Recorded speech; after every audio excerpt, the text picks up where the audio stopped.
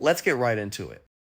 Number 8, the setup. In 1972, Iraq was a hot mess. The Ba'ath Party was consolidating power, oil money was starting to flow, and everyone was a little paranoid. The Central Bank of Iraq sat pretty in Baghdad, a fortress of modern security. But here's the thing, the bank had a secret. A massive stash of foreign currency, British pounds, US dollars, German marks, was sitting in a vault waiting for someone to take it. And someone did, but to pull this off, you needed inside help. This wasn't some smash and grab. This was Ocean's 11 meets The Godfather, with a dash of 70s style. The thieves had a plan, and they had patience. They knew the bank's layout, the guard rotations, the alarm system, everything. And how did they get that info? That's the first twist. One of the bank's own employees was in on it, a trusted insider.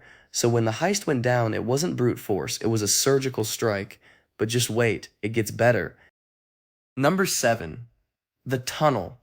You'd think a bank heist would involve guns, masks, and a getaway car. Nope. These guys went old school. They dug a tunnel, but not just any tunnel, a 150-foot tunnel from a nearby sewer to the vault. We're talking about months of planning, digging, and disposing of dirt without raising suspicion. Imagine being a sewer worker in Baghdad in 1972, hearing weird scraping noises at night. Probably thought it was rats. But it was our crooks, sweating and shoveling, armed with flashlights and determination. They even reinforced the tunnel with wooden planks so it wouldn't collapse on them. Talk about commitment. This wasn't a quick job. They had to be methodical. And the best part? The tunnel ended up right under the vault floor. They burst through the concrete, and boom, they were in. No alarms, no guards, just a hole in the floor. That's how you enter a bank without setting off a single sensor. Number 6, the hall. Once inside, the thieves didn't just grab a few bags. They cleared the vault. We're talking millions in foreign currency, all of it in pristine, unmarked bills. The exact amount, still unknown, but estimates range from $3 million to $10 million. In 1972 money, that's like a private island in the Bahamas. And here's the kicker. They didn't touch the Iraqi dinars, only foreign currency. Why? Because foreign money was easier to launder, easier to spend, easier to stash overseas. They knew exactly what to take, classic insider knowledge. They piled the cash into bags, hauled it back through the tunnel, and disappeared into the Baghdad night. No one saw them. No one heard them. It was a ghost job. The police didn't even notice until the next morning when the vault door was open for normal business. Imagine being that security guard, walking in to find a gaping hole and empty shelves. Boss, we have a situation. Number 5, the sleeping guard. No heist story is complete without a guard who is either asleep or paid off. In this case, it might be both. According to reports, the guard on duty that night was found unconscious, but not from a blow to the head. No, this guy was drugged, probably slipped a Mickey in his evening tea. The thieves had planned it perfectly. They knew his schedule, they knew he liked his chai, so they arranged for a little additive. The guard didn't wake up until the next morning, groggy and confused, with a headache and a massive crime on his hands. Was he in on it, or just a victim of circumstance? To this day, nobody knows, but it's a perfect example of how this heist was both violent and non-violent at the same time. They didn't shoot anyone, they just made them sleep. Kind of considerate in a criminal sort of way. Sorry about the drowsiness, but we're robbing your bank. Number 4, the inside job. The heist was so flawlessly executed that it had to be an inside job. Who was the insider?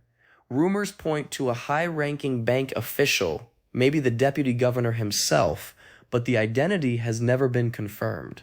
The insider provided the blueprints, the schedules, the alarm codes. They knew where the cameras were blind, when the silent alarms were switched off for maintenance, and which security guards were most vulnerable. This wasn't a mole. This was a co-conspirator. And the best part? The insider probably got away with it. They retired, moved abroad, or just kept working while laughing to the bank, literally.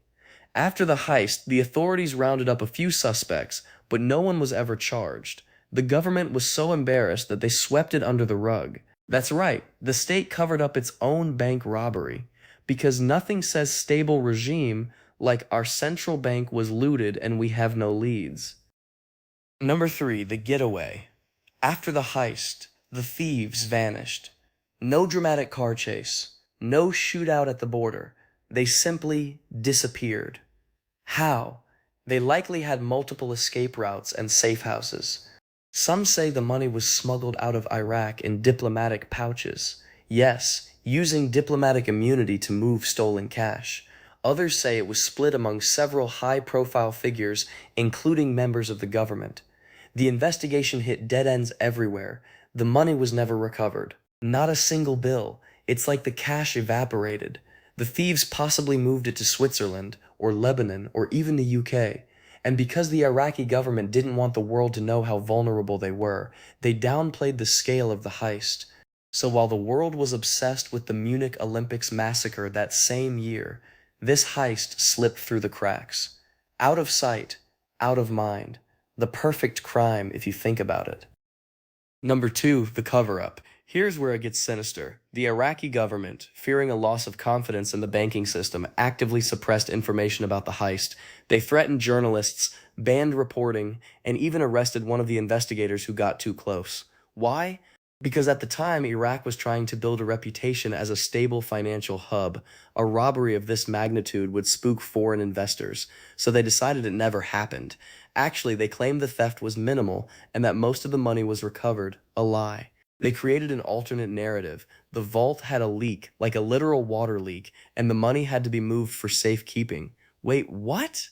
Yes, official reports initially stated that the money was removed due to a sewer leak, perhaps referencing the tunnel. The audacity of that cover-up is almost admirable. Don't worry, the millions are just wet. They're in another vault. Nothing to see here. The truth didn't come out until decades later when declassified documents were leaked, and even now the full story remains murky. Number 1, the unsolved mystery. 52 years later, the 1972 Bank of Iraq heist remains unsolved. No one was ever convicted. The money was never found. The mastermind, if there is one, is still out there, maybe sipping cocktails in Monaco, maybe a pile of bones in the desert. The case is as cold as ice, and the irony is that this heist was arguably more audacious than the famous Baker Street robbery in London or the Banco Central burglary in Brazil. It had everything: a tunnel, an insider, a drugged guard, a cover-up. But because it happened in a Middle Eastern country during politically tumultuous times, it was forgotten by history. So next time you hear about a big heist, spare a thought for the Baghdad Bandits of '72. They pulled off a crime so smooth that nobody even remembers it. That's not just a heist, that's a masterclass in getting away with it. Or maybe the ghosts of Saddam's regime have the money, or maybe it's buried under a Baghdad car park, we may never know. And that's exactly how they want it. That's all for this video. I will be making similar kind of video in future. Subscribe to stay updated.